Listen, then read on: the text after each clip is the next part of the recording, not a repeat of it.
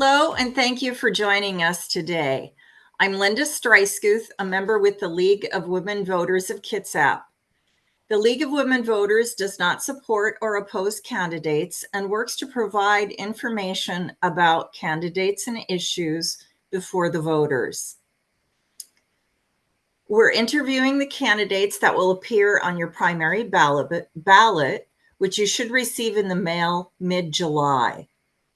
We're asking each candidate 3 questions. The candidates have 90 seconds to answer each question. Now let's get to know Marwan Cameron. Mr. Cameron, you will have 90 seconds to introduce yourself and tell us why you chose to run for the office of mayor for the city of Bremerton. All right. Well, thank you, Linda, and thank you to the League of Women Voters for having me. This forum continues to prove how important it is to provide this space for folks to have access to candidates and try to move us to a better democracy. And I've tried to follow in the League's footsteps through the conduit. So I use the League as a model on trying to improve and get better. But to answer the question directly, hello everyone, I am Marwan Cameron. I am running for Bremerton Mayor, and the reason being is I've lived here since 1997, and I love the city of Bremerton like many of us do, and we've seen our city change in ways that we don't quite like in the past several years.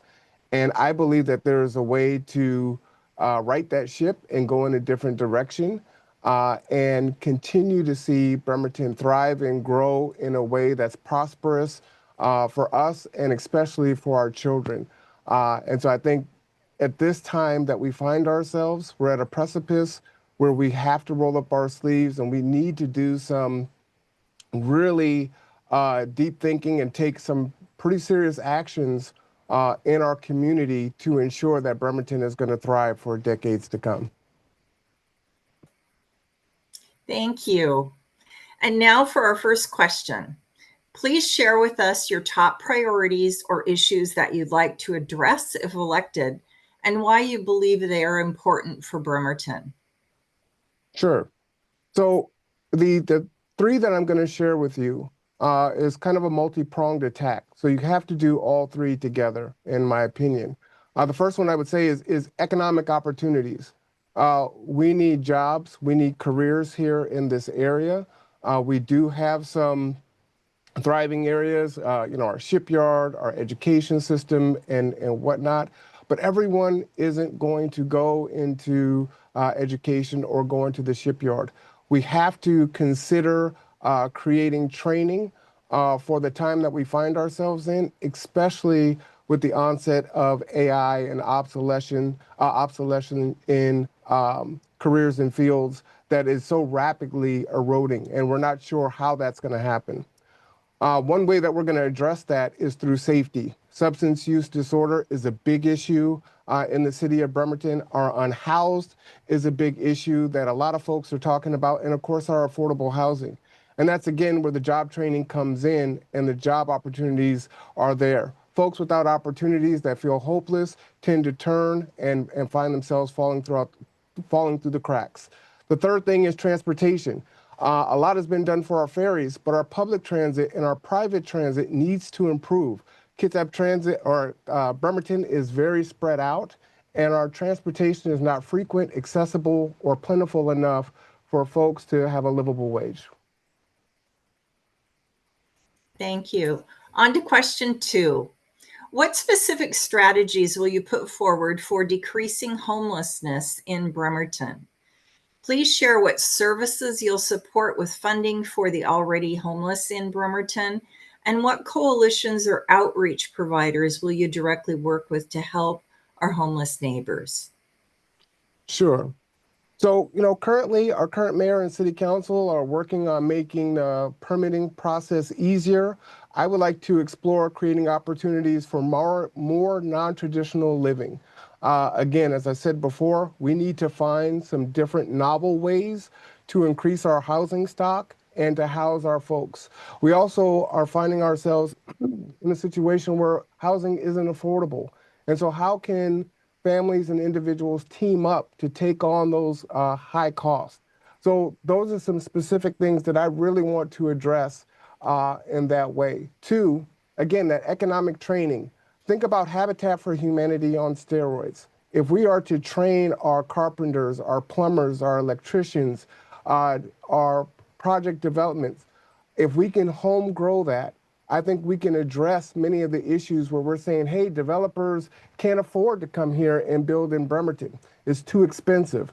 And so that solves two issues, right? It creates jobs and opportunities for folks. It helps folks to have gainful employment and make some different choices and not find themselves fall beyond fall through the cracks. And then lastly, who will I work with? I already work with so many people, whether it's Rock the Block or Kitsap Housing, Homeless Coalition, KCR Bremerton Housing Authority. But I think it's also important to work with up and coming folks that have ideas. The answer is going to come from everywhere, and you have to talk with everyone. Thank you. Our final question. Please reflect on a decision you've made in a leadership position that you wish had a better outcome. What, if anything, would you have changed and why? You know, this is a tough one. For me, I would say that it was the porta potties down on ML King. Myself and several other people banded together and advocated the mayor and city council for porta potties down on ML King. We ended up getting those porta potties. Those porta potties were in my backyard from the county. I cleaned them. We got them down there. We paid, the cost to have the porta potties down there. The city reimbursed us. But where I could have done better is fought more. We advocated with our voices. We went to city council and we said, hey, you need to continue to fund these porta potties. However, I really missed the mark with not going out and looking for grants, looking for other partners to maybe fund the porta potties to continue on and not look to the city solely to fund the porta potties. And so that is a big regret that I have looking at that. And had I fought harder in that situation, maybe there would be bathrooms down there today. And we think how important it is for the dignity for folks to have access to bathrooms. But also when you look at the other side, health and public safety with human waste going down our drains. And then lastly, also the safety for our children. This was in the shadow of the Marvin Williams Center. And so you have youth and adults that are watching people use the bathroom in public. So that's my one regret from a leadership position. Mm-hmm. Okay.